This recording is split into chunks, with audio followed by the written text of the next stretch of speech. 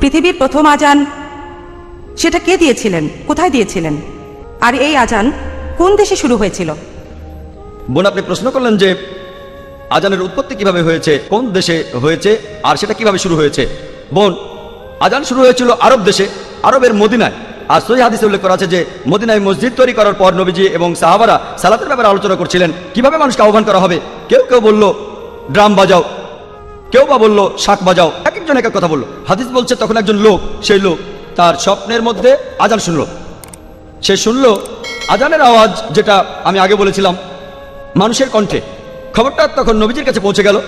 আর নবীজি বললেন সে যে কথাগুলো শুনেছে সেগুলো শুনতে খুবই ভালো লাগছে, আর সালাতের জন্য মানুষকে আহ্বান করতে এর চাইতে ভালো উপায় নেই, যেখানে সবাইকে ডাকা হচ্ছে মানুষের কণ্ঠ দিয়ে। এজন্য তখন নবীজি আদেশ দিলেন, যখন মানুষকে সালাতের জন্য ডাকবে তখন মানুষের কণ্ঠ ব্যবহার করবে, অন্যান্য যন্ত্রপাতি ড্রাম, ট্রাম্পেট, শাক ইত্যাদি ব্যবহার করো না। আর শুরু হয়েছিল মদিনায়। আশা করি উত্তরটা পেয়েছেন।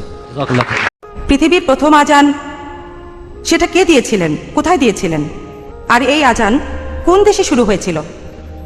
বোন, আপনি প্রশ্ন করলেন যে আজানের উৎপত্তি কিভাবে হয়েছে, কোন দেশে হয়েছে, আর সেটা কিভাবে শুরু হয়েছে। বোন, আজান শুরু হয়েছিল আরব দেশে, আরবের মদিনায়। আর সহিহ হাদিসে উল্লেখ করা আছে যে মদিনায় মসজিদ তৈরি করার পর নবীজি এবং সাহাবারা সালাতের ব্যাপারে আলোচনা করছিলেন, কিভাবে মানুষকে আহ্বান করা হবে। কেউ কেউ বলল ড্রাম বাজাও, কেউ বা বলল শাক বাজাও, এক একজন এক এক কথা বলল। হাদিস বলছে তখন একজন লোক, সেই লোক তার স্বপ্নের মধ্যে আজান শুনল। সে শুনল আজানের আওয়াজ, যেটা আমি আগে বলেছিলাম, মানুষের কণ্ঠে।